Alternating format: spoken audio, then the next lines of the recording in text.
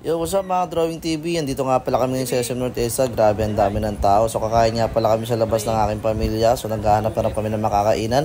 Hanggang sa napadpad kami rito sa ground floor ng The Block. Dito yan sa Fantastic Baka. So sobrang dami na kasing tao sa ibang restaurant. Kaya no choice, dito na lang muna kami kumain dahil nga konti lang. So yun nga mga Drawing TV, dahil pangalawa tayo sa waiting list, syempre nakapasok tayo agad.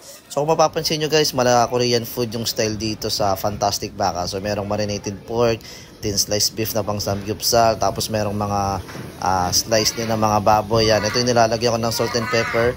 Part daw yan ng batok, tapos meron silang thin slice na parang liempo. So yan, organic way lang tayo ng pag-grill para lasang-lasa natin yung part ng baboy na niluluto natin. So nilagay ko na nga rin pala yung marinated pork nila.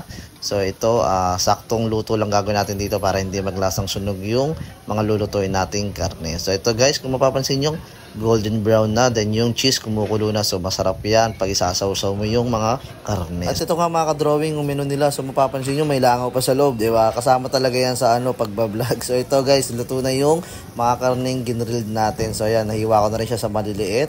Yung marinated, tsaka yung nilagyan natin ng salt and pepper na pork. Then ito nilagay na natin yung thin slice. Ito mabilis lang tulutuin mga ka-drawing TV.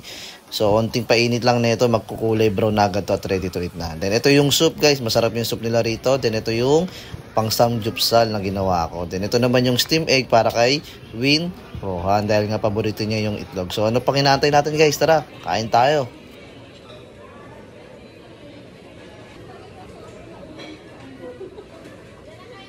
At ayun nga mga Drawing TV, pagtapos namin kumain sa Fantastic Baka, pumunta na agad kami rito sa Jayco. Ito yung pinaka-favorite namin pagdating sa yogurt. So dito kami lagi kumakain pagka dessert dahil masarap yung yogurt dito guys. Hindi maasim din, hindi rin siya matamis. So ito si Winroan, makikita nyo kumakain din siya ng yogurt. Pero hindi nyo mapapansin nagmumukasim yung mukha niya.